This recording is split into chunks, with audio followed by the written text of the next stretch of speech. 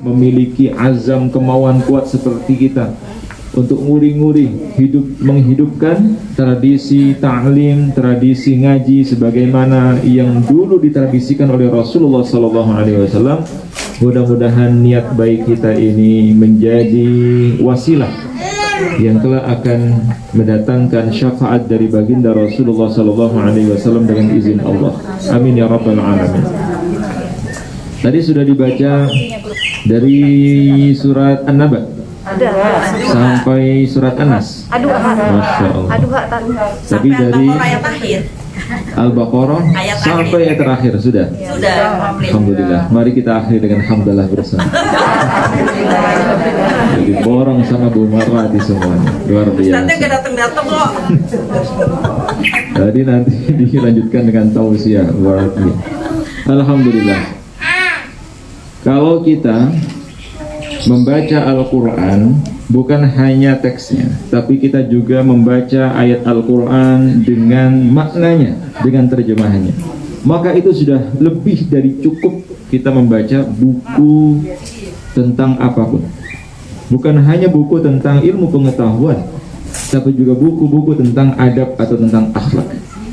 Karena Al-Quran itu mencakup segala sesuatu tentang kehidupan di dunia ini, tentang nasihat, tentang akhlak, tentunya tentang tauhid, tentang ibadah, semua ada di dalam Al-Quran.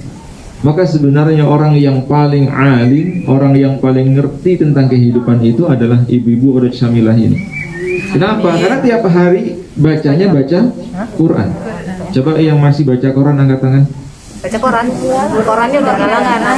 Yang masih baca Quran, tiap pagi baca Quran sambil ngopi. Maksudnya begitu.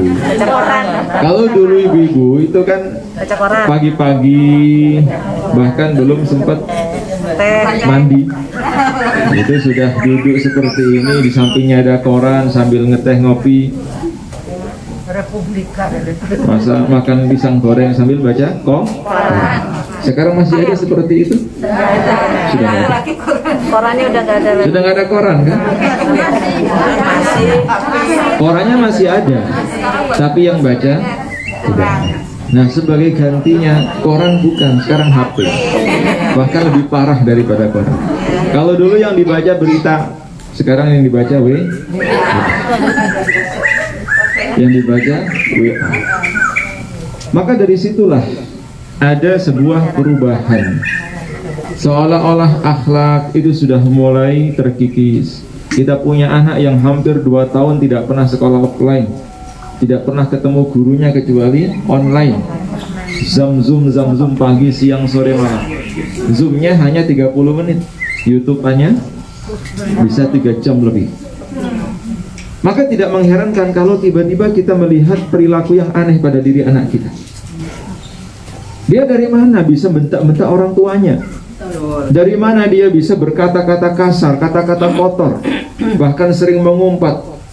Ketika dipanggil, loadingnya lambat. Dipanggil sekarang, datangnya nanti atau besok. Gitu. Beda dengan zaman ibu-ibu dulu ketika masih kecil. Takutnya dengan orang tua itu setengah mati. Pokoknya kalau di samping orang tua itu nggak berani bicara, nggak berani ngomong, meneng. Bahkan nangis, dimarahin juga tidak pernah bisa membantah. Dengar langkahnya orang tua saja sudah gemeter. Mending tidur. Nah, anak sekarang malah, gimana bro? Lu orang tuanya kok berat-berat. Innalillahi wa inna ilaihi raji'un. Ini anak sekarang. Betapa banyak orang tua yang merasa seolah-olah masa depan anaknya ini suram. Anaknya nanti mau jadi apa? Kalau kita kan sudah jadi ini, sudah jadi orang. Terus anak kita nanti mau jadi apa? Sehari-hari main PUBG, YouTuber, bahkan apa yang dilihat oleh anak-anak kita itu tidak ada faedahnya sama sekali. Sehingga mereka kemudian terinspirasi, kalau besar nanti ingin jadi YouTuber. Karena melihat, ternyata YouTuber itu uangnya banyak, kaya raya. Karena yang diupload itu hanya pamer ini, pamer itu. Anak kita pun nanti bisa niru seperti itu. Kecuali kalau yang diupload kayak ngaji seperti ini, ada nilai dakwahnya bagus. Yang diupload kalau nggak jalan-jalan kemana, makan apa, dari mulai masak, ke pasar masak sampai makan diupload. Ngasih enggak, ngirim gambar gitu. Single gambar doang ya. Innalillahi wa inna ilaihi raji'un. Maka bahaya. Coba kalau kita punya anak kecil itu kan kadang tidak mau makan kalau tidak nonton, makan sambil nonton. Kalau kita teruskan, kita biarkan, luar biasa dampak negatif, kerusakan yang akan dialami oleh anak-anak kita. Sebab kadang minimnya pengawasan kita. Beda dengan kalau di sekolah diawasi gurunya. Nah kalau di rumah ibunya pegang HP, anaknya juga pegang HP. Siapa yang mengawasi anak-anak kita? Kadang ngerjain tugas awalnya masih terpantau aman. Begitu lengah sedikit udah kemana-mana browsing apa saja. Masalahnya anak kita ini kan masih polos. Anak itu seperti kain putih yang bersih. Mau dibubuhkan di atasnya tinta warna hitam, warna merah, atau bahkan juga tidak berwarna, warna abstrak, itu tergantung siapa yang memberi warna, siapa yang memberikan celupan atau sibghah. Maka betapa banyak orang tua yang abai dengan keadaan anaknya, sehingga tahu-tahu nanti kalau anaknya sudah besar baru menyesal. Kenapa dulu tidak membekali anaknya dengan pendidikan agama? Emang nanti kalau meninggal dunia dinyalain MP3 ya? Dinyalain murotal. Kenapa anaknya nggak bisa ngaji? Ketika orang tuanya meninggal dunia dibelikan MP3 dengan kapasitas 30 giga misalnya sebesar ini, taruh di samping kuburan, pakai panel tenaga surya, biar 24 jam kuburannya kedengaran suara ngaji. Ini dari mana dalilnya gitu? Kenapa bisa seperti itu? Maka belajar dari Luqman Al-Hakim, sosok yang bukan nabi, bukan rasul, bukan raja, bukan orang terpandang di masa itu, tapi namanya diabadikan oleh Allah di dalam Al-Quran. Kisah-kisah yang diabadikan oleh Allah dalam Al-Quran berupa nasihat-nasihat yang begitu mulia tersebut masih sangat relevan, masih sangat cocok kalau diterapkan dalam kondisi seperti ini. Maka pentingnya ibu-ibu nanti di rumah kembali buka surat 31, surat Luqman. Salah satu surat di dalam Al-Quran yang menyebutkan nama, di mana nama itu bukan nama seorang nabi, tapi nama manusia biasa. Konon Luqman itu adalah seorang budak. Ada yang mengatakan Luqman tidak lain adalah tukang kayu. Ada yang mengatakan dia hanya penjahit, bukan seorang bangsawan, bukan seorang nabi atau seorang rasul. Tapi nasihat-nasihat yang baik, bahkan kelembutan hatinya, kebersihan jiwanya mampu menjadikannya dikenang sepanjang masa, bahkan diabadikan oleh Allah di dalam Al-Quran. Sosok yang sangat mulia, Luqman Al-Hakim. Al-Hakim itu artinya adalah yang sangat bijaksana.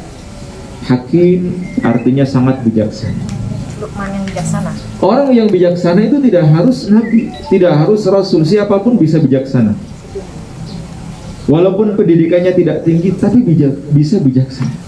Kalau kita lihat orang kampung-kampung, orang desa-desa itu kan Masya Allah, sarjana bukan, tidak pernah sekolah sampai luar negeri, tapi begitu bijaksana dalam mengelola emosionalnya, melihat keadaan yang terjadi di sekitarnya, tidak meledak-ledak, tidak emosional, dan tidak mudah marah. Betul nggak? Sementara orang kota yang katanya berpendidikan, contoh sederhana aja naik sepeda. Coba kalau kita lihat ya, musim-musim goes setelah PPKM, dulu kan musim sepeda, malam libur tuh penuh sepeda. Setelah musim sepeda terus musim kuda. Sekarang musim camping. Orang sudah bosan PPKM di rumah, nyari yang seger-seger camping, nyari yang seger-seger rekreasi. Penuh loh sekarang hotel-hotel di Jogja, betul nggak? So, kalau ibu ke Malioboro, penuh Malioboro, luar biasa. Kita lihat coba di desa, mereka naik sepeda udah biasa. Tapi yang menarik ketika naik sepeda mereka bisa antri tertib gitu kan. Tidak ada yang dua-duaan, semuanya urut dari depan sampai belakang. Sementara orang kota yang katanya berpendidikan tinggi, jalan itu penuh dikuasai sepeda, sehingga orang yang dari arah berlawanan sampai tidak dapat jalan. Kadang wisdom atau kebijaksanaan itu tidak serta-merta diperoleh karena gelar yang tinggi. Ada orang yang tidak pernah mengenyam bangku kuliah, tidak pernah makan bangku sekolah. Memang nggak ada bangku sekolah dimakan, tapi luar biasa pendidikan karakter yang dimiliki begitu mulia. Karena pendidikan karakter itu tidak selama-lamanya diperoleh di sekolah, bisa di rumah, apalagi misalnya di pesantren. Itu pendidikan karakter semua itu, termasuk juga kita ngaji seperti ini. Pendidikan tentang adab, pendidikan tentang karakter itu dimulai dari hubungan yang baik antara orang tua dengan anak. Maka nggak mungkin kita memiliki anak yang baik kalau orang tuanya tidak baik terlebih dahulu. Kalau orang tuanya pagi-pagi sudah marah-marah, nggak mungkin punya anak kok penyabar gitu, nggak mungkin. Yang ada stres malah anaknya, ya kan? Kalau tiap pagi orang tuanya tidak mendidik dengan pendidikan yang baik, pendidikan karakter, gimana anaknya bisa sholat subuh tepat waktu kalau orang tuanya bangunnya ke siang? Gimana anaknya bisa makan dengan tangan kanan kalau orang tuanya mencontohkan makan dengan tangan kiri? Gimana orang tuanya, anaknya bisa berbicara dengan perkataan yang lembut, perkataan yang santun kalau orang tuanya ketika berbicara nguku, ketika memanggil anaknya dengan panggilan penuh dengan kebencian, penuh dengan kemarahan. Bahkan tiap hari nama-nama binatang di kebun. Ini namanya kebun apa ya? Kebun suruni atau kebun binatang? Baru juga burung. Saya masuk sini kok ini kebun binatang atau taman satwa? Masya Allah, kayak sudah di surga ya ibu ya. Di bawahnya sungai, Tat. Yang belum suara gemercik air. Ada air sungai itu, Tat. Kurang kedengaran sampai sini. Oh, nanti Dikasih mic nanti biar kita. Nah, ini sudah kayak di surga kan ibu-ibu, makanan sudah disiapkan atau sudah habis ini, beraneka macam. Maka pendidikan karakter itu harus dimulai dari rumah, dari keluarga. Tidak bisa kita misalnya berharap sekolah agar menjadi mesin yang bisa mengubah anak kita untuk menjadi soleh-soleha, nggak bisa. Nah, apalagi seolah-olah sekolah, lebih-lebih pesantren itu sebagai tempat pembuangan atau tempat penitipan anak. Padahal yang bertanggung jawab mendidik anak itu siapa? Gurunya atau orang tuanya? Orang tuanya. Nah, belajar kita dari kisah Luqman Al-Hakim.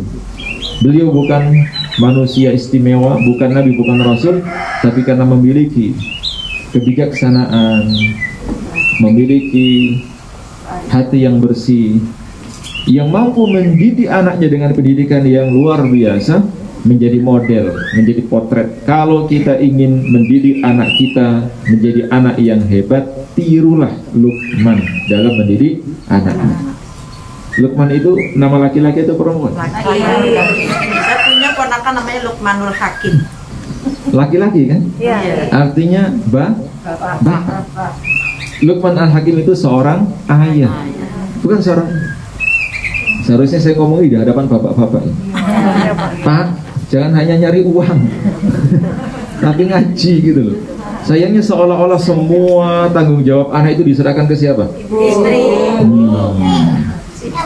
Saya punya dukungan banyak. Dari pagi semua nanya, antar jemput anak, ibu. Nyiapkan makanan, ibu. Nemani ngerjain PR siapa?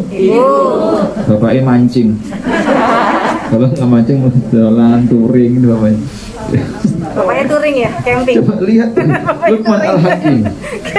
Masya Allah, seorang ayah loh, tapi lebih luwes, lebih lembut dibanding dengan ibunya. Maka benar memang di dalam Quran itu banyak sekali kisah yang kontradiktif. Ada yang suaminya baik tapi istrinya jahat. Ada yang istrinya baik tapi suaminya jahatnya bukan. Ada orang tuanya baik, anaknya jauh dari nilai-nilai kebaikan. Ada yang anaknya baik tapi orang tuanya jahat. Semua ada dalam Quran. Kisah-kisah yang begitu inspiratif itu bisa kita ambil. Nah, kita di posisi yang mana? Apakah seperti kisahnya Nabi Ibrahim? Nabi Ibrahim itu nabi, tapi bapaknya Azar masih kafir. Atau seperti Nabi Nuh, Nabi Nuh, bapaknya begitu baik tapi anaknya masih ingkar kepada Allah, istrinya juga sama. Ataukah seperti Asia? Bapaknya Fir'aun. Asia siapa suaminya? Fir'aun. Istrinya ngaji di mana-mana, ibadahnya luar biasa, tapi suaminya innalillahi wa inna ilaihi raji'un. Begitu pula sebaliknya. Maka jangan sampai kita menjadi salah satu di antara mereka. Harusnya keteladanan itu bisa kita ambil dari sosok keluarga teladan yang Allah abadikan di dalam Al-Quran. Ambil yang baik-baik, tinggalkan yang tidak baik. Nah, di dalam kisah Story of Luqman Al-Hakim itu, sebagian mufassir menyebutkan bahwa memang Luqman itu diuji oleh Allah sebagaimana ujian yang dialami oleh Nabi Nuh alaihissalam. Istrinya masih kafir, anaknya juga saat itu masih kafir. Di tengah-tengah kekufuran itu ada sosok yang bernama Luqman. Kalau dilihat dari nasabnya, dari mana Luqman itu? Apakah hidup di masa Nabi Nuh? Apakah hidup di masa Nabi Musa? Apakah hidup di masa Nabi Daud alaihissalam? Dari beberapa riwayat itu, riwayat yang paling kuat menyebutkan bahwa Luqman Al-Hakim itu hidup di masa Nabi Daud alaihissalam. Daud, antara Nabi Daud dengan Nabi Sulaiman alaihissalam. Karena pada saat itu Anas bin Malik radhiyallahu an menyebutkan sebuah athar, sebuah hadis. Ketika Luqmanul Hakim melihat Nabi Daud alaihissalam membuat baju perang dari besi, ya, zira, membuat baju perang dari besi. Besi di tangan Nabi Daud alaihissalam itu beda dengan besi di tangan pandai besi. Kalau pandai besi untuk melunakkan, membentuk besi itu kan harus dibakar dan dipukul-pukul. Tapi kalau Daud, wa alanna lahul hadid, wa alanna lahul hadid, Nabi Daud itu diberikan kemampuan oleh Allah. Besi, logam di tangan Nabi Daud itu menjadi seperti tanah liat. Menjadi seperti tanah liat, lempung. Jadi kalau membuat apapun termasuk baju besi untuk perang itu nggak perlu pakai alat, tidak perlu pakai mesin, nggak perlu dibakar, hanya dibentuk dengan tangan beliau. Kuatnya seperti apa tangannya Nabi Daud itu? Iya, pakai besi. Iya. Wa alanna lahul hadid, dan kami jadikan baginya, bagi Daud alaihissalam, besi itu lembut di tangannya, lunak di tangannya. Maka pada saat Luqman mengamati apa yang dilakukan oleh Daud alaihissalam, bahkan sebagian mufassir menyebutkan Luqman itu masih ada hubungan sepupu dengan Nabi Daud alaihissalam. Ada yang menyebutkan Luqman adalah putra dari bibinya Nabi Daud alaihissalam. Jadi masih family, masih keluarganya Nabi Daud alaihissalam. Maka pada saat Nabi Daud membuat baju dari besi itu, Luqman Al-Hakim mengamati. Kok unik, dilihat. Dan yang dilakukan Nabi Daud itu tidak seperti biasa. Biasanya orang kalau membuat baju besi, ya, baju yang biasa dipakai untuk perang, yang dilapisi dengan besi itu hanya kotak-kotak terus ditempel begitu saja. Tapi Nabi Daud alaihissalam menciptakan sebuah produk baru, baju yang tidak seperti biasanya. Bentuknya tidak kotak-kotak tapi membuat seperti jaring-jaring gitu. Jadi besi, logam itu kemudian dibentuk kecil, dianyam seperti kurungan burung itu, atau bahkan seperti rantai yang tertutup. Melihat apa yang dilakukan oleh Nabi Daud alaihissalam itu, Luqman Al-Hakim ingin bertanya. Penasaran, kayak kita kan lihat apa langsung bertanya, bahkan tidak bertanya, protes atau langsung menjustifikasi, langsung menghukumi. Maka kata Anas bin Malik, hikmah yang ada di dalam diri Luqman Al-Hakim itu mencegahnya atau menahannya untuk menanyakan kepenasarannya itu. Dia tidak segera bertanya, tapi diam.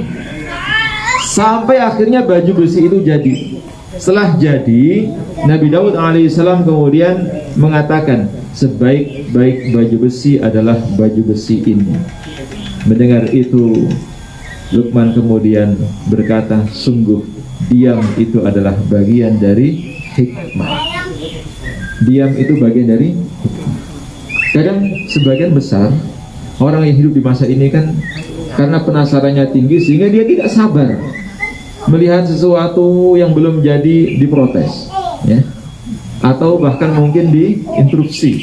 Tunggu dulu. Kadang ketika kita menahan diri untuk bertanya itu, kita akan menemukan jawaban yang sempurna tanpa ditanya, tanpa diminta. Nanti kalau sudah rampung, kalau sudah jadi itu, kita akan tahu dengan sendirinya buat apa sih. Misalnya kalau ibu-ibu ya atau penghuni penduduk di sini kayaknya hari ini buat apa ini? Joglo, ada banyak binatang, buah-buahan. Nah, mungkin kan banyak yang protes tuh. Enggak ada atau protes, gak ada yang berani. ada yang mungkin bertanya. Gak ada yang berani protes. Coba kalau misalnya diam, ya, diam. Tunggu sampai rampung lah, ben rampung bisik. Kalau sudah selesai, oh jebule gawe Pengajian, tempat pengajian. di luar ekspektasi. Dikira warung kopi atau apa. Sekarang kan banyak warung kopi Joglo, ternyata nggak pengajian. Tempat pengajian. Tapi siapa tahu nanti Bu Sulu ini berubah pikiran, pengajian kurang prospek, terus buka kafe aja. Oke, tinggal kopinya saja. Pegawainya jamaah itu. Pegawainya ibu-ibu ya. Bentar lagi kopinya keluar. Sudah ada tempatnya kan? Begitu pula dengan kita, kadang rasa penasaran kita tinggi sehingga tidak mampu menahan diri untuk protes, bertanya dan seterusnya. Padahal kata Luqman tadi, diam itu bagian dari hikmah. Sebab aku diam maka Allah sempurnakan jawaban itu untuk. Subhanallah. Berarti dari kisah ini kita bisa melihat bahwa Luqman itu hidup di masa Nabi Daud alaihissalam, karena sempat berinteraksi dengan Nabi Daud alaihissalam. Maka kalau kita membaca beberapa kisah itu tidak banyak kisah-kisah tentang Luqman berdasarkan riwayat-riwayat yang sahih. Yang sahih yang bisa dipertanggungjawabkan itu ya ada dalam Al-Quran surat 31 dari ayat 12 sampai ayat ke-19. Satu halaman itu isinya kisah tentang Luqman. Dari ayat 12 sampai ayat ke-19. A'udzubillahi minasyaitonirrajim. Allah Subhanahu wa taala mengawali kisah tentang Luqman, walaupun satu surat itu namanya adalah Luqman, tapi ada dari mulai ayat 12 sampai 19 yang di dalam surat tersebut benar-benar mengisahkan tentang bagaimana kehidupan Luqman. Kehidupan secara ekonomi dan seterusnya tidak dijelaskan dalam Al-Quran.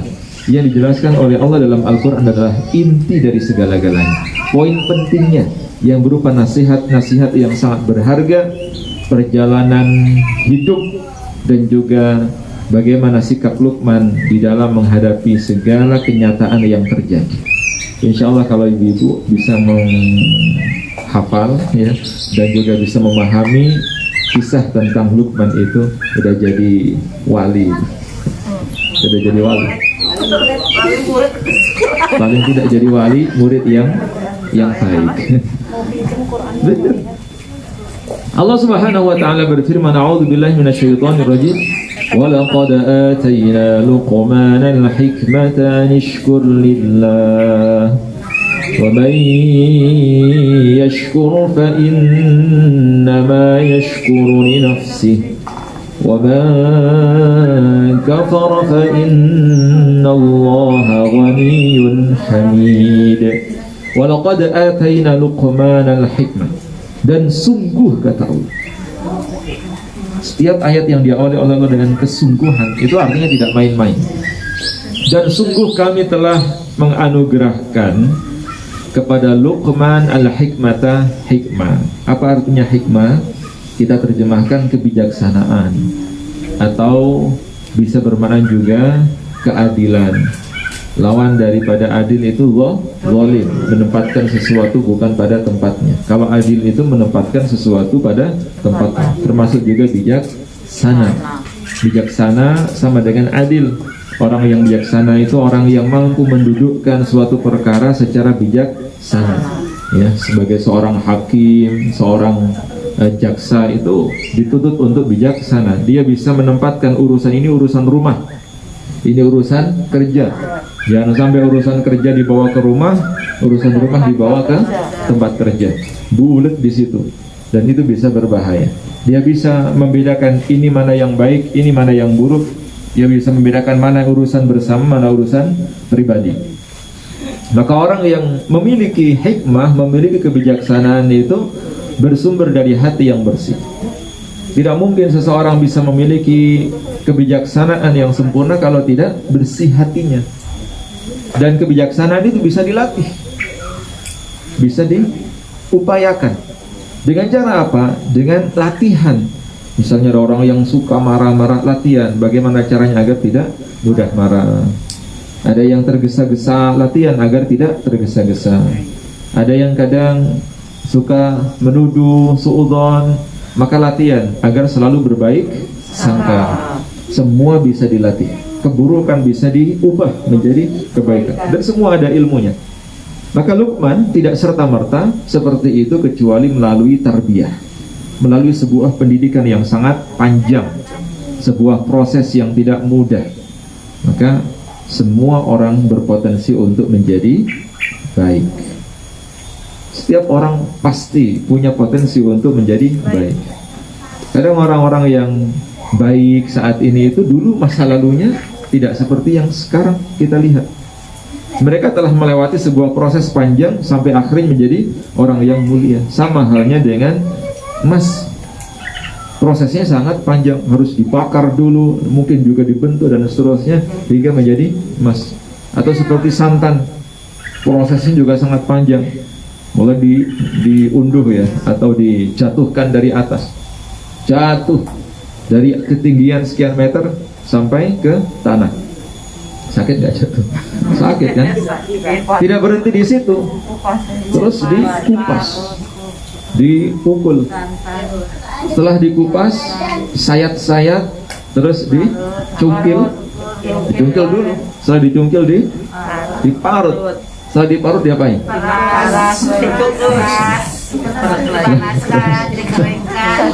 Jadilah makanan yang enak. Begitu.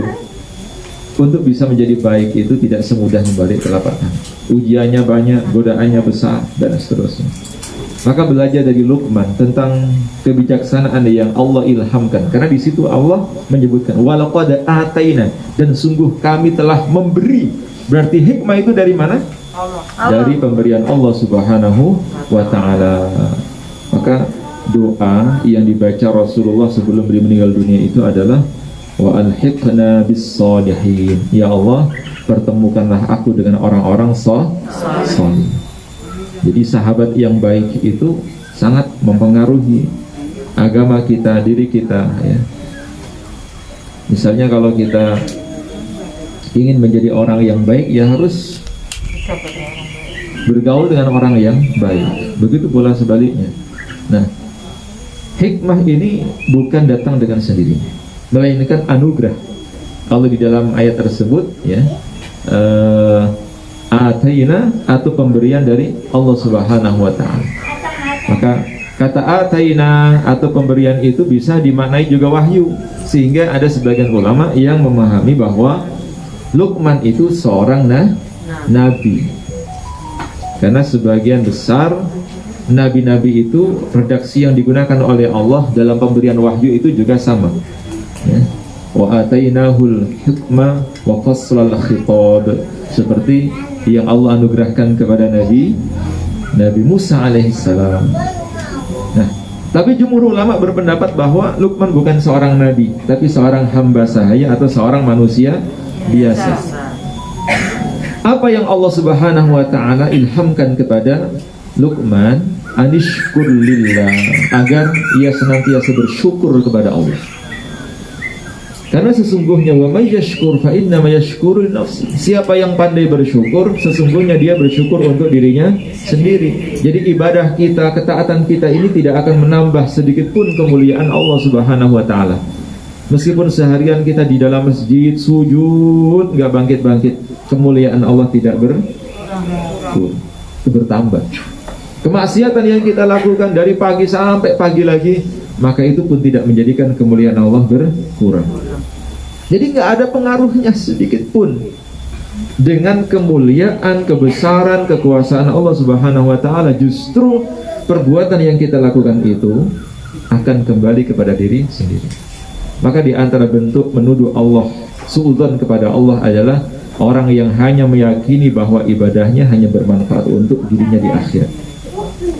Padahal ibadah yang kita lakukan itu juga bisa kita rasakan manfaatnya ketika kita masih di dunia.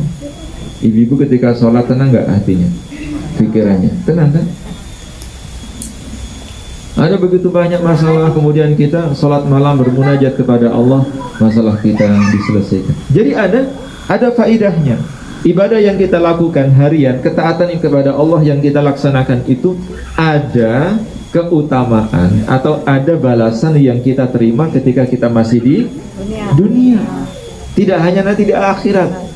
Semua kebaikan yang kita lakukan itu juga bisa kita dapatkan atau juga bisa kita rasakan faidahnya, manfaatnya di dunia. In ahsantum ahsantum li anfusikum wa in asatum falaha. Jika kalian berbuat baik, maka sungguh kebaikan itu akan kembali kepada diri kalian. Wa in asatum falaha. Dan jika kalian berbuat salah, berbuat jahat, maka kejahatan itu juga akan kembali kepada diri kalian sendiri. Tidak ada yang dirugikan di sini.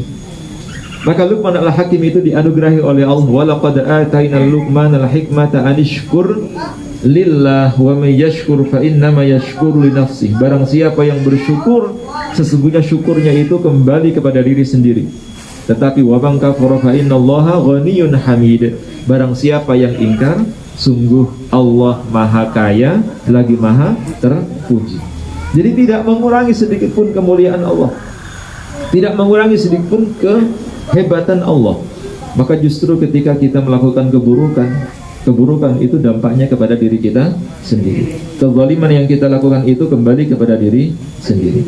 Nah, baru kemudian ayat berikutnya Allah Subhanahu wa taala sebutkan. Ibu dibuka surat Luqman surat 31 ayat ke-13. Wa wassaynal insana biwalidayhi hamalathu ummuhu wahnan 'ala wahn wa fisaluhu fi 'amaini an ishkur li wa liwalidayk ilayyal masir. Dan kami telah wasiatkan kepada manusia. Al-insan, al ini maknanya menyeluruh, al-lil istighraq, semua manusia tanpa terkecuali, mau laki-laki, mau perempuan, mau bangsa Arab, mau yang berwarna kulit putih, kulit hitam, semua manusia. La fadla 'ala arabi 'ala al-ajami, kata Nabi, tidak ada perbedaan antara orang Arab sama orang Ajam. Tidak ada perbedaan antara orang yang berkulit putih dan kulit hitam. Tidak ada perbedaan antara orang kaya dan orang miskin. Jadi dalam Islam kasta itu tidak ada. Inna akramakum indallahi atqakum. Yang membedakan antara satu orang dengan lainnya itu adalah ketakwaan. Bisa jadi orang yang tidak terpandang itu menjadi mulia kedudukannya di sisi Allah dibanding dengan orang yang dipuja-puji, disanjung-sanjung, balihonya di mana-mana ditempelkan, viral, followernya banyak. Bisa jadi orang yang tidak dikenal itu lebih mulia di sisi Allah. Maka kami, kata Allah, wasiatkan kepada seluruh umat manusia untuk apa? Berbuat baik kepada kedua orang tua. Tapi yang disebut oleh Allah di sini siapa? Ibunya. Maka para ulama mengatakan ketaatan kita, kepatuhan kita, kebaikan yang kita lakukan kepada ibu itu harus lebih besar dibanding dengan kebaikan yang dilakukan oleh seorang anak kepada ayahnya. Tapi bukan berarti ibu tok wae, bapak ora usah apa-apa, enggak bisa. Bapak itu juga berkontribusi, enggak ada bapak enggak ada. Itu kerjasama yang baik kan. Bapaknya juga mencari nafkah. Memang bapaknya sih tidak secara langsung hamil, tidak secara langsung melahirkan dan menyusui, tapi peran bapak itu tidak bisa diabaikan, ya. Bahkan mungkin siang-siang jalan saya dari Bantul sampai Sleman, sampai mana kali orang tadi melihat ada bapak-bapak yang narik gerobak, ada bapak-bapak yang kepanasan nyapu jalan. Itu luar biasa perjuangan yang mereka lakukan, sampai peras keringat, banting tulang. Belum lagi kalau kita lihat ke mana itu beberapa daerah di Indonesia Timur itu, termasuk juga di salah satu gunung untuk mencari Mas. ya di tripod. Repot. Mereka harus masuk ke dalam Perut bumi. perut bumi. Itu kalau udah Ya, billahi pernah taufiq wal hidayah, kejadian itu. Bersalah. Pernah kejadian. nyawa menjadi taruhannya. Iya, betul. Maka berbuat baik kepada kedua orang tua. Tapi di dalam ayat itu Allah lebih menekankan kepada ibu. Hamalat ummuhu wahnan ala wahn. Ingatlah jasa-jasa ibumu. Mereka mengandung payah di atas kepayahan. Masya Allah. Istri saya sekarang mengandung. Jadi saya bisa belajar begitu banyak. Ya Allah, ternyata begitu seorang ibu. Sudah berapa? Dikit-dikit ya, perutnya mual, ingin muntah. Maka kalau kita mengat itu, nggak mungkin berani-berani sama orang tua, betul nggak? Sama ibu-ibu kalau ingat dulu seperti apa ibunya mengandung, seperti apa ibunya melahirkan, tuh nggak berani, kita takut kualat. Karena kasih sayang yang diberikan seorang ibu kepada anaknya itu kasih sayang yang betul-betul murni, tulus. Beda dengan pemberian yang dilakukan oleh seorang anak kepada orang tua. Kadang juga dengan pamrih. Kalau orang tua kepada anaknya tanpa pamrih. Tapi kalau anak pamrih. Bayangkan, satu orang ibu bisa mengasuh 10 anaknya. Tapi belum tentu 10 anak itu bisa mengasuh satu orang ibu. Kadang dipingpong, dilempar sana, lempar sini. Ingin gantian. Dulu seorang ibu memandikan anaknya dengan penuh kasih sayang. Apa ada sekarang seorang anak yang memandikan ibunya? Ibunya dulu menggendong kemana-mana, digendong. Apa ada anak sekarang yang menggendong ibunya? Susah. Maka sebanyak apapun pemberian yang kita berikan kepada orang tua, lebih-lebih kepada ibu, tidak akan pernah cukup untuk membalas jasa-jasa kebaikan mereka. Ibu luar biasa ya. Hebat betul. Sampai Nabi mengatakan al-jannatu tahta aqdamil ummahat. Surga itu ada di bawah telapak kaki ibu. Coba dilihat masing-masing, ada nggak surganya? Surga di bawah telapak kaki ibu. Maksudnya apa? Kepatuhan seorang anak itu menjadi kunci yang bisa membuka pintu surganya. Sampai Nabi mengatakan, ketika ditanya oleh seorang sahabat, "Ya Rasulullah, siapakah orang yang harus saya perlakukan dengan baik?" Nabi menjawab, "Ummuka," ibumu. Kemudian siapa lagi wahai Rasulullah? Lagi-lagi Nabi menjawab, "Ummuka," ibumu. Yang ketiga, siapa lagi wahai Rasulullah? Ibumu. Baru yang keempat, ayahmu. Ini jangan disalahpahami ya. Ibu pertama, ibu kedua, ibu ketiga. Maksudnya ibumu itu bukan ibu yang di sana, yang di sini, yang di situ, bukan. Ibumu, baru ayah. Maka kedudukan atau derajat seorang ibu itu 3 tingkat Lebih mulia. dibanding seorang ayah. Anishkurli wali ilayyal masir.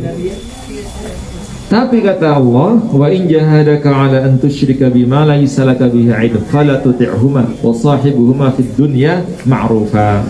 Walaupun demikian wahai anakku, wahai manusia kata Allah, jika kedua orang tuamu atau salah satunya memaksamu untuk menyekutukan aku dengan selain aku, maka jangan sekali-kali mentaatinya. Padahal kita diwajibkan oleh Allah mentaati kedua orang tua kita apapun konsekuensinya, disuruh kemanapun, melakukan apapun, wajib taat, kecuali hanya satu. Apa itu? Menyekutukan Allah, kembali ke agama sebelumnya, agama nenek moyang. Maka tidak adalah ta'ata li makhluqin bi ma'siyatil khaliq. Kita tidak boleh taat kepada seseorang makhluk pun selama ketaatan itu atau perintahnya bertentangan dengan perintah Allah. Nasihat Luqman tidak hanya terkait dengan tauhid. Tauhid itu adalah segala-galanya. Maka sebelum kita menasihati anak-anak kita tentang apapun yang ada di dunia ini, seharusnya yang sering kita sampaikan kepada mereka adalah nilai-nilai tentang tauhid. Kuatkan iman mereka. Biasakan mereka selalu bersandar kepada Allah. Ada masalah apapun, berdoa dulu, nanti Abi bantu. Jangan sampai kita selalu membesarkan anak kita tapi justru menjauhkan mereka dari Allah. Banyak orang tua yang mendekatkan anaknya kepada dirinya, tapi justru menjauhkan mereka dari Allah. Contohnya apa? Misalnya begini, nah nggak usah khawatir, bapak ini jenderal, semua orang takut di sini. Itu sama artinya dengan membuat anaknya bersandar pada ayahnya. Nggak usah khawatir, nah tabungan ayah masih banyak.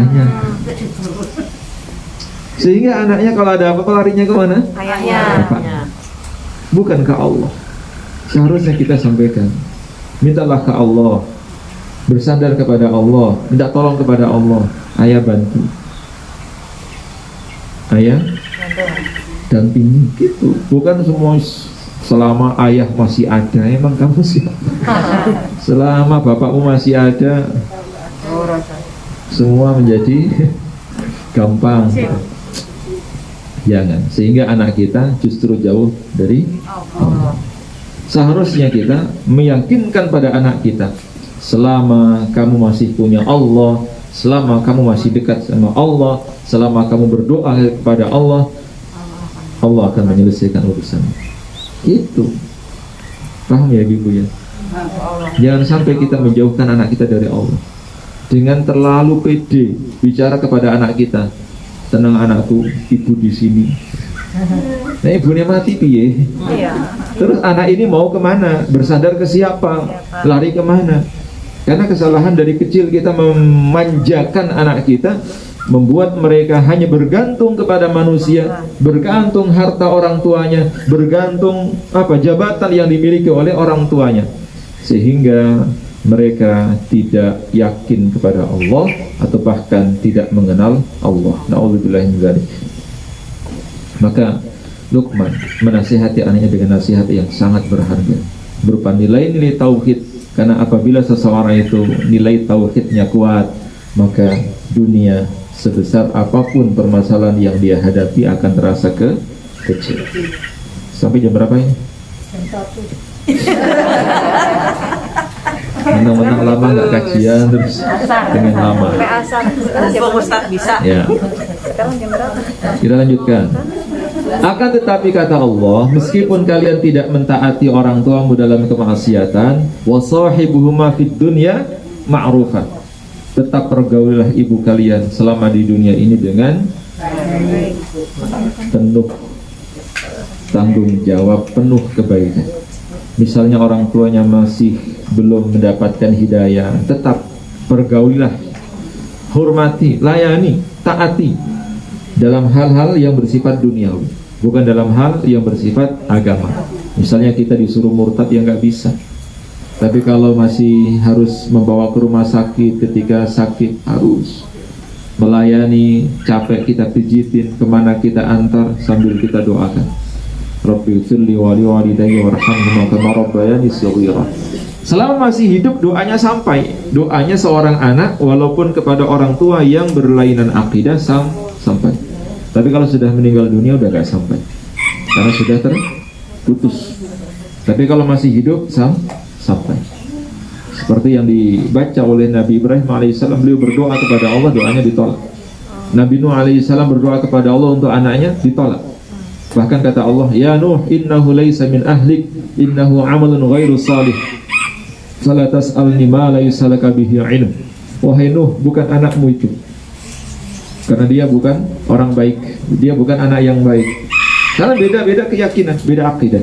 Hanya saja selama di dunia perlakukan orang tua kita dengan baik, sambil kita memohon kepada Allah hidayah, agar Allah berikan hidayah kepadanya. Wa sahibuhuma fid dunya ma'rufan wattabi' sabila man anaba ilayya thumma ilayya marji'ukum fa unabbi'ukum bima kuntum ta'malun. Dan ikutilah jalan orang yang menuju jalanku. Siapa? Orang-orang yang baik. Jalannya para nabi, jalan yang ditempuh para salafus salih, jalan yang ditempuh orang-orang yang senantiasa taat kepada Allah Subhanahu wa taala. Kita tinggal meniru, mengikuti jejak para nabi, mengikuti jejak para sahabat, jejak para ulama, para salafus salih, jejak orang-orang yang baik, seperti yang kita kaji saat ini, jejak Luqman Al-Hakim. Pada ayat berikutnya, ayat ke-16, ya bunayya, wahai anakku, innaha in takum misqala habbatin min khardalin fatakum fi sakhratin aw fis samawati aw fil ardi ya'ti biha Allah innallaha latifun khabir. Luar biasa nasihat ini. Sesekali ibu-ibu ajak bicaraannya dari hati ke hati.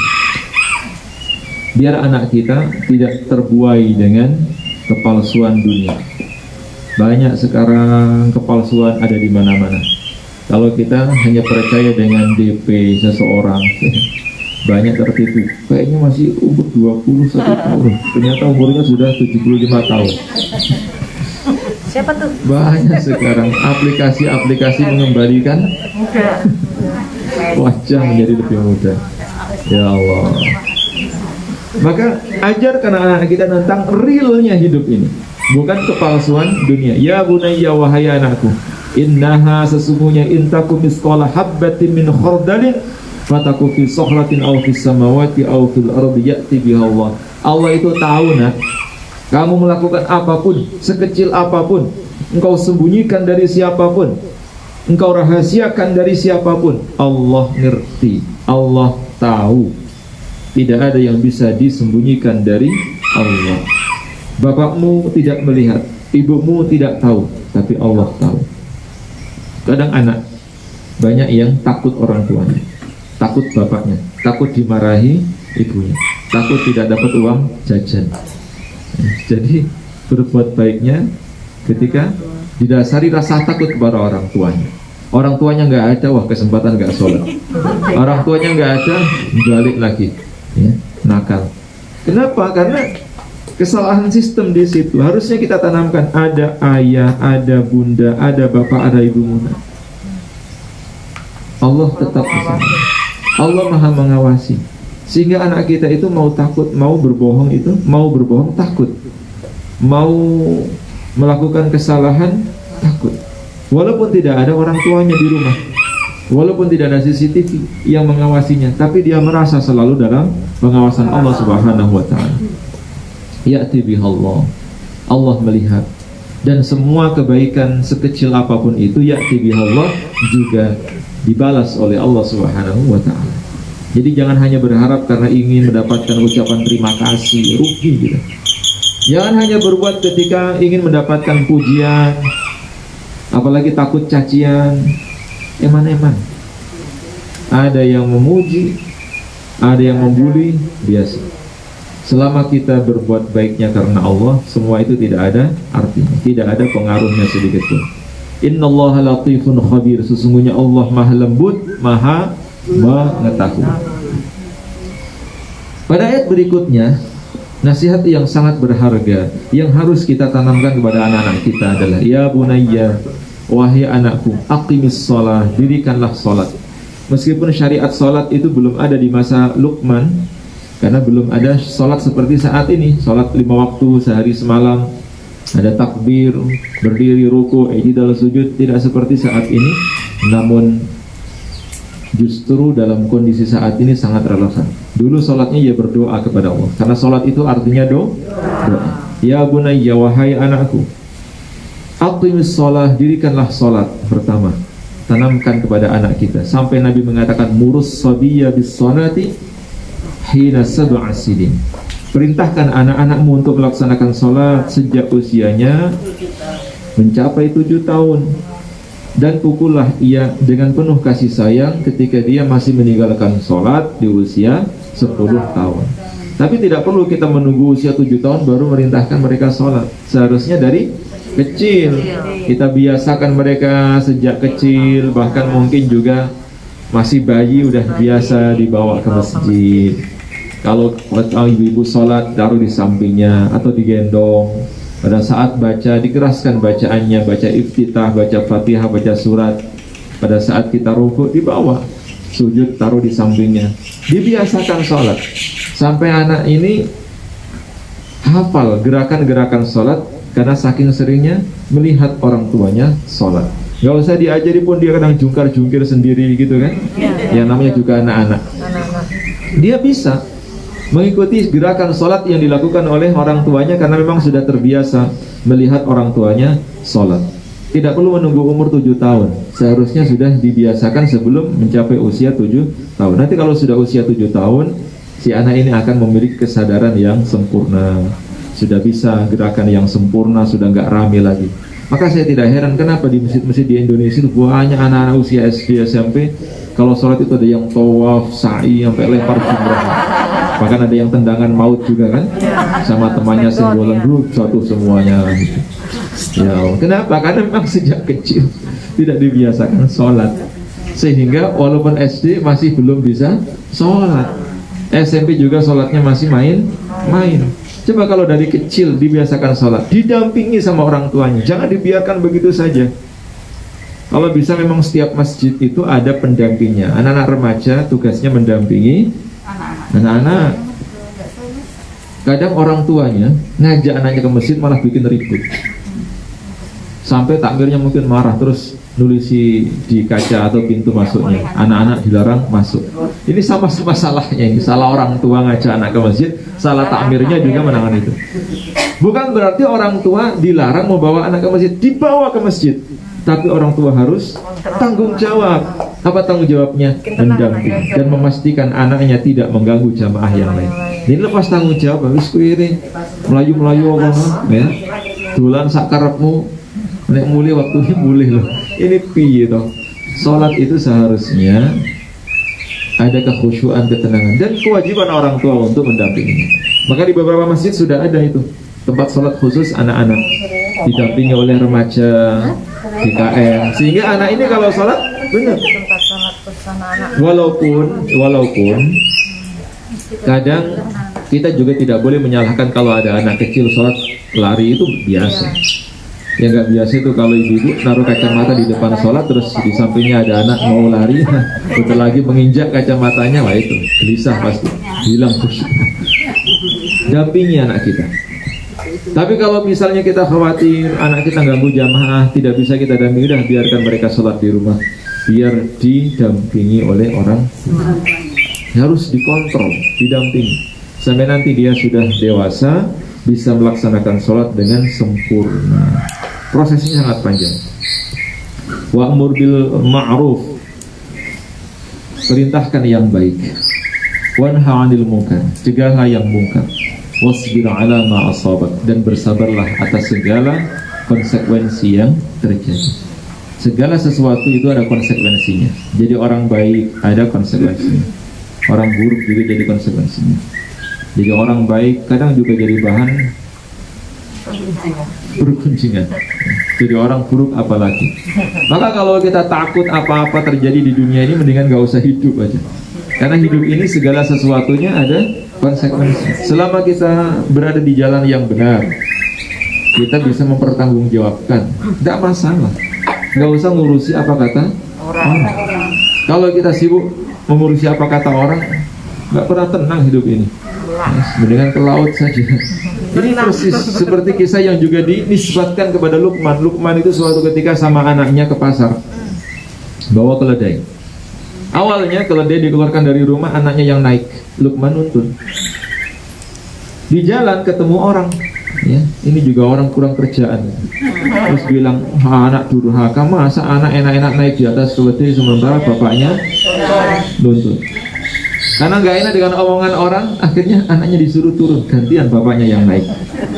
Ketemu orang lagi, dicibir lagi, wah, bapak tidak punya belas kasihan. Masa anaknya yang kecil itu suruh nonton sementara dia enak-enakan naik di atas.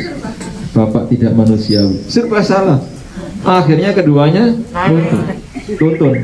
Keledainya jalan sendirian. Tuntun keduanya, ketemu orang lagi, Bodoh gitu. kena omongan lagi, mosok ada keledai kok tidak dinaiki. Sampai akhirnya kedua-duanya naik. Wah, itu malah tambah parah itu. Ketemu orang, jadikan pembicaraan lagi. Masa tidak berkerihewanan, hewan kecil dinaiki dua orang. Wah, sadis, kejam. Akhirnya apa, ya udah, Tinggalan. kalau dalam kisah yang lain dilempar itu, gak jadi dijual ke pasar itu. Kita kalau hidup kok apa kata orang, malah gak dapat untung. Yang terjadi adalah untung. Nggak usah ngurusi apa kata orang. Selama kita benar, bisa kita pertanggungjawabkan, udah, jalan terus. Wasbir ala ma asabat, dan bersabarlah atas segala konsekuensi yang terjadi. Inna dzalika min azmil umur, sesungguhnya ya demikian itu adalah pokok dari perkara yang luar biasa. Wala tusair khaddaka linnas, jangan kau busungkan dadamu di hadapan manusia. Wala tamshi fil ardi maraha, dan jangan berjalan dengan congkak, dengan sombong. Innallaha la yuhibbu kulla mukhtalin fakhur, karena sesungguhnya Allah tidak menyukai orang yang sombong lagi membanggakan diri. Waqsid fi mashyika, dan berjalanlah engkau dengan waqsid, tengah-tengah ya. Berjalanlah engkau dengan berjalan ya sewajarnya. Jangan harus berjalan dia harus di depan, yang lain harus di belakang, atau dia di belakang, yang lain di depan. Enggak. Pokoknya berjalan saja. Tidak harus dielulukan, dihormati, disanjung-sanjung. Apalagi jalannya, langkahnya dipanjangkan, dadanya dipusungkan, melihatnya ke atas, juga tidak boleh lihat ke bawah seperti nyari dompet yang hilang. Jalan biasa saja. Jangan jalan terlalu cepat, jangan pula jalan terlalu lambat. Jalan biasa-biasa saja sampai segitunya. Waqbud min sautik, dan rendahkan suaramu. Jangan suka teriak-teriak, jangan suka bentak-bentak. Kenapa? Karena inna angkara aswati la sautul hamir, sesungguhnya seburuk-buruk suara adalah jeritan suara keledai, ya. Gimana sih suara keledai? Nah, nanti buka di YouTube, saya nggak bisa menirukan. Buka di YouTube gimana suara keledai. Suara yang paling menjengkelkan itu suara keledai. Burung kan enak tuh, nah sambil ngopi dengerin burung ini kan, wah, syahdu. Suara gemercik air syahdu. Suara ayam kalkun, wah itu syahdu. Suara apapun syahdu. Suara keledai itu aduh. Suara kuda aja masih bagus. Ayam juga bisa kita tolerir. Coba nanti cari gimana sih suara keledai itu. Coba Mas, saya lihat suara keledai. Maka kata Luqman, inna angkaral aswati la sautul hamir, seburuk-buruk suara itu adalah suara keledai. Maka jangan engkau seperti itu. Bicara yang baik-baik, panggil orang yang baik-baik. Jangan sampai kita menirukan suara seperti suara keledai yang menyakitkan orang lain, yang membuat orang lain tidak nyaman dan seterusnya. Wallahu a'lam bishawab. Mudah-mudahan bermanfaat. Mari bersama kita tutup dengan doa. Tadi sudah dibaca sampai surat An-Nas ya. Sampai Al-Baqarah akhir. Sampai surat Al-Baqarah bahkan. Pertanyaan Tutup Mas? dengan berdoa. Khotmil Quran kok ada pertanyaan. Iya kan tetap dong. Kita doa ya. Nanti doanya kalau sudah selesai. Pertanyaannya kalau udah selesai doa gitu. Ya. Doanya kalau udah selesai gimana? Doanya kalau sudah selesai kajian. Kita tutup dengan doa. Mudah-mudahan doa kita dijawab oleh Allah. Bismillahirrahmanirrahim. Allahumma shalli ala nabiyyina wa maulana Muhammadin wa ala alihi wa sahbihi wa sallim ajma'in. Walhamdulillahi rabbil alamin. Allahumma anfa'na bima 'allamtana wa 'allimna ma yanfa'una wa zidna 'ilman nafi'an. اللهم إنا نسألك الهدى والتقى والعفاف والغنى والموت على دين الإسلام. اللهم ارحمنا بالقرآن العظيم واجعله لنا إماما ونورا وهدى ورحمة. اللهم ذكرنا منه ما نسينا وعلمنا منه ما جهلنا وارزقنا تلاوته وحفظه وتدبره آناء الليل وأطراف النهار واجعله لنا حجة يا رب العالمين. يا الله يا رحمن يا رحيم. Ampuni dosa-dosa kami, ampuni dosa-dosa kedua orang tua kami, ampuni dosa-dosa anak-anak kami, dosa-dosa saudara-saudari kami. Ampuni ya Allah segala kesalahan kekhilafan kami. Bimbing kami agar kami menjadi hamba-Mu yang pandai bersyukur. Bimbing kami ya Allah agar kami menjadi hamba-Mu yang sabar, hamba-Mu yang istiqamah, hamba-Mu yang selalu berbaik sangka kepadamu. Ya Allah ya Tuhan kami, dekatkan diri kami dengan Al-Quran sedekat-dekatnya. Jadikan kami senantiasa membaca Al-Quran sepanjang hayat kami, hingga Engkau takdirkan kami bersama dengan Al-Quran di alam kubur kami, hingga di surga-Mu yang paling tinggi nanti. Ya Allah, mudahkan lisan kami untuk senantiasa melantunkan ayat suci Al-Quran. Mudahkan hati kami untuk mentadabburi dan mengagungkan ayat suci Al-Quran. Mudahkan diri kami untuk bisa mengamalkan dan mendakwahkan ayat-ayat suci Al-Quran. Jadikan ya Allah sekecil apapun ibadah kami hanya semata-mata karena-Mu ya Allah. Jagalah hati kami untuk senantiasa ikhlas karena-Mu. Jauhkan dari sifat riya, ujub, sum'ah dan segala keburukan-keburukan dan penyakit-penyakit hati lainnya ya Allah. Ya Allah, bimbing kami agar kami senantiasa mengagungkan-Mu, membesarkan-Mu baik dengan ucapan maupun lisan kami, yang mensyukuri segala karunia-Mu yang telah Engkau anugerahkan kepada kami. Ya Allah, jadikan ibadah kami, tilawah kami, salat kami sebagai ungkapan rasa syukur kami atas karunia-Mu. Ya Allah, ya Rahman, ya Rahim, jadikan setiap huruf-huruf Al-Quran yang kami baca sebagai penghapus dosa-dosa kami, sebagai pengangkat derajat kami, sebagai nur cahaya yang menerangi hati kami, menerangi alam kubur kami, menerangi sirat kami, menerangi perjalanan hidup dan mati kami, sampai kami berjumpa dengan-Mu ya Allah, ya Rahman, ya Rahim. Anugerahkanlah kepada kami syafaat-Mu dari Al-Quran ini. Naungilah kami pada hari kiamat dengan naungan ayat suci Al-Quran. Masukkan kami ke dalam surga-Mu bersama dengan orang-orang yang banyak berbuat kebajikan. Ya Allah, jadikanlah diri kami menjadi teladan bagi orang-orang yang bertakwa. Baik lisan kami, perbuatan kami, ucapan dan perilaku kami, jadikan sebagaimana yang Engkau ajarkan kepada Luqman hamba-Mu yang mulia. Ya Allah, ya Rahman, ya Rahim, kami memohon kepada Engkau, berkahilah waktu kami, berkahilah ilmu kami, berkahilah harta kami, berkahilah tempat kami, berkahilah ya Allah rumah tangga kami. Jadikan keluarga kami keluarga yang sakinah, mawaddah, warahmah. Anugerahkanlah kepada kami keturunan yang salih-salihah. Jadikan mereka sebagai ahlul ilmi, jadikan mereka sebagai ahlul Quran, jadikan mereka sebagai ahlul da'wah. Ya Allah, ya Rahman, ya Rahim, sungguh Engkau maha kuasa atas segala sesuatu. Ya Allah, kami memohon kepada Engkau ketenangan hati kami, ketentraman jiwa kami, kebahagiaan dalam hidup kami, kemudahan-kemudahan dalam segala kesulitan kami, kesembuhan dari segala penyakit-penyakit yang kami derita, segala keburukan-keburukan yang kami alami. Jadikan kami ya Allah terbebas dari segala kesulitan-kesulitan hidup. Jadikan kami senantiasa terjaga dari segala perbuatan-perbuatan buruk, perbuatan maksiat. Dekatkan kami dengan ketaatan kepada-Mu ya Allah, ya Rahman, ya Rahim.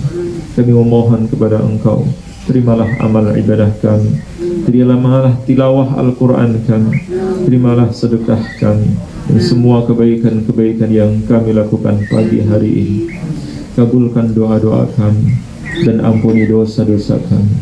Rabbana atina fid dunya hasanah wa fil akhirati hasanah wa qina adzaban nar. Wa sallallahu ala nabiyyina wa maulana Muhammad wa ala alihi wa sahbihi wa sallim ajma'in. Subhana rabbika rabbil izzati amma yasifun wa salamun alal mursalin walhamdulillahi rabbil alamin. Mudah-mudahan Allah kabulkan doa kita dan Allah tunaikan hajat kita. Amin ya rabbal alamin. Sebelum saya tutup, mungkin ada satu dua yang mau ditanyakan, silakan. Ada dua pertanyaan, tapi saya juga mau tanya, Ustaz. Boleh? Satu saya. Oh gitu. Ya. Assalamualaikum warahmatullahi wabarakatuh. Ustaz, yang saya tanyakan, kenapa di dalam Al-Quran terdapat kisah-kisah, baik itu kisah Nabi maupun kisah-kisah yang orang-orang bijak? Ya. Ada lagi? Kumaran. Assalamualaikum warahmatullahi wabarakatuh. Waalaikumsalam. Dua tema itu ya, saya waktu itu pernah nanya melalui WA, tapi belum terjawab. Masalah adopsi itu, kan? Ya. Masalah adopsi ya. Adopsi anak? Adopsi anak. Kan anak saya ada adopsi anak ya. Terus anaknya laki. Itu kan bukan mahram itu. Ada yang berpendapat bahwa bisa sebagai mahram sepersusuan apabila anak itu sudah diasuh anak saya terus disusui itu bisa keluar itu, jadi menyusui ke anak saya, itu bagaimana? Gitu aja. Assalamualaikum warahmatullahi wabarakatuh. Waalaikumsalam warahmatullahi wabarakatuh. Terakhir. Ada dua lagi Bu Meliana.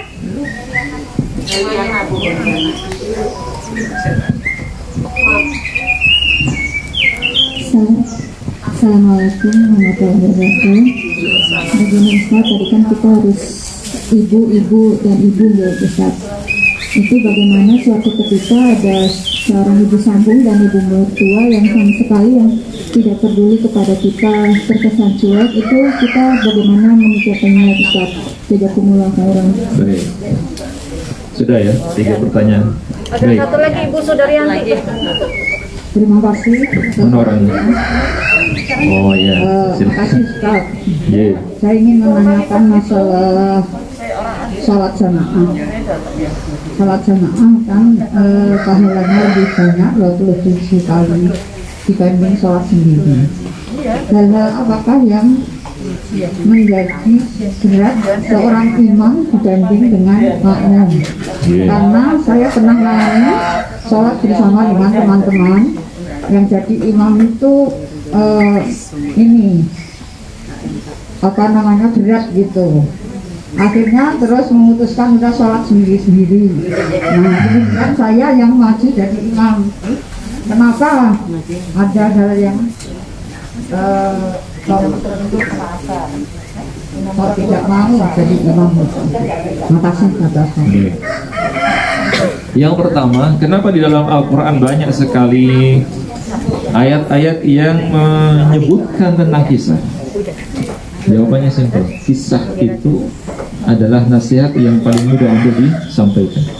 Banyak orang yang bisa menerima nasihat melalui ibrah, melalui kisah.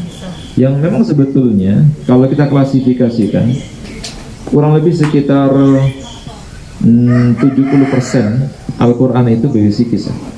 Kisah-kisah tentang orang-orang terdahulu. Dan kisah ini syarat makna.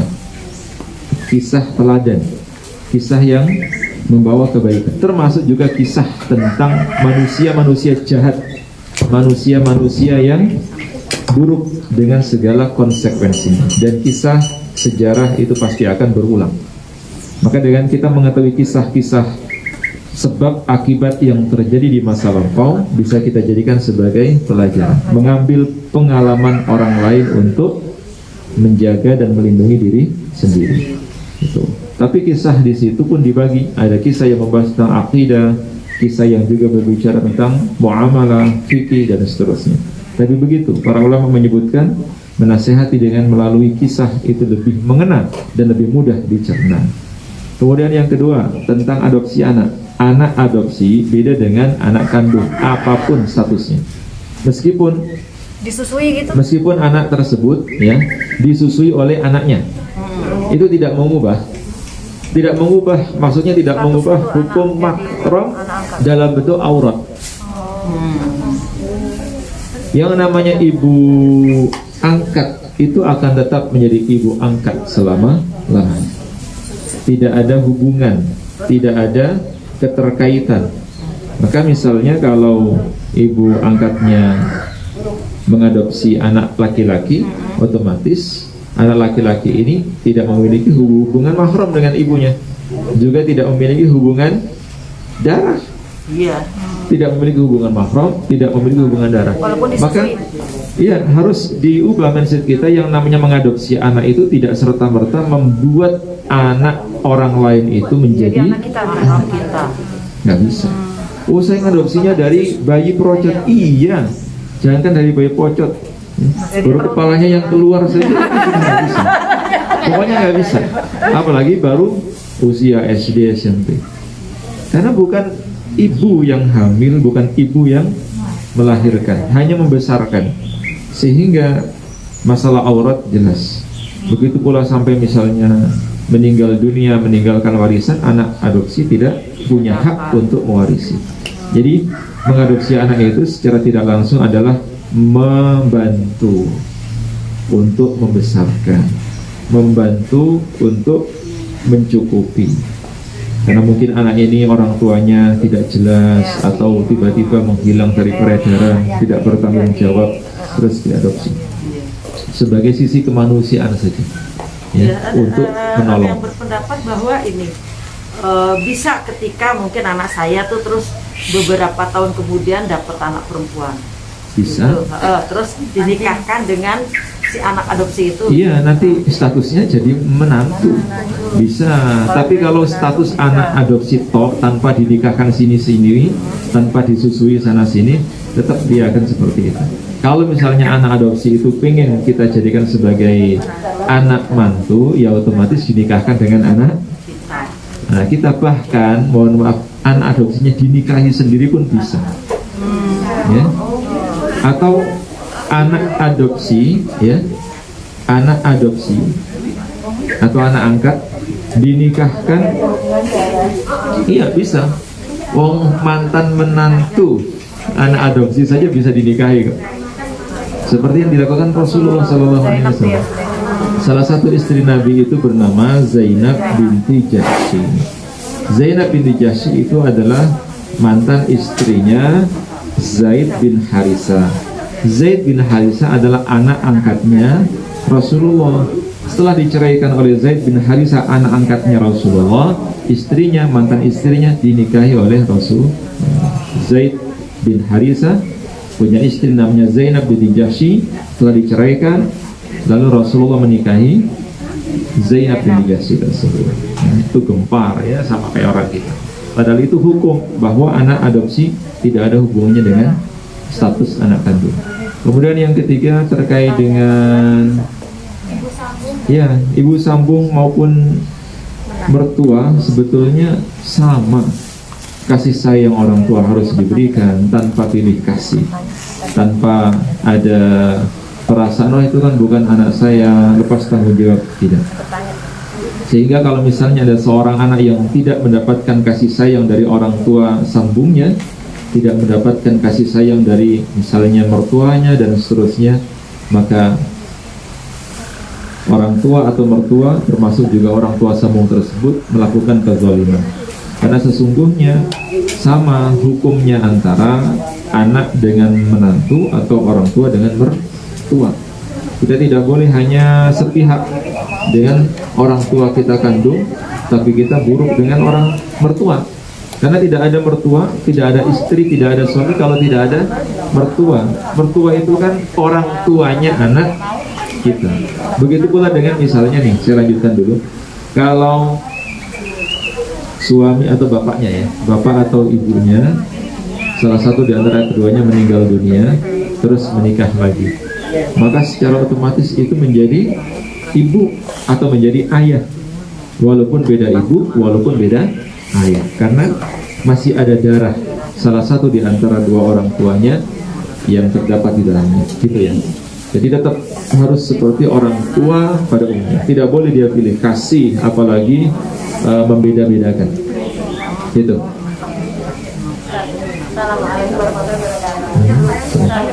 Terkait dengan anak adopsi, seandainya ada satu keluarga yang tidak punya anak, terus ada satu keluarga lagi karena ekonomi mau punya anak, pengen dibesarkan karena merasa sudah nggak mampu.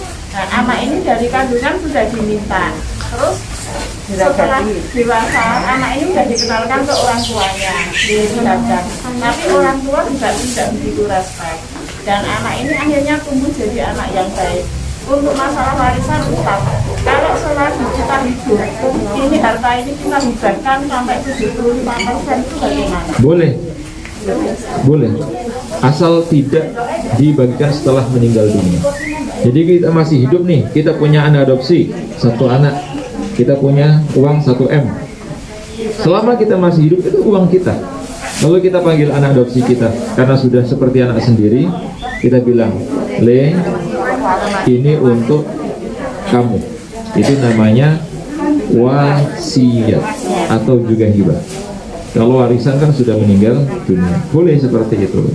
Maka kenapa ada harta warisan? Karena harta ini tidak ada yang punya sudah meninggal dunia. Yang punya sudah meninggal dunia masih ada hartanya, maka harta ini diwarisi. Tapi kalau masih hidup bukan warisan.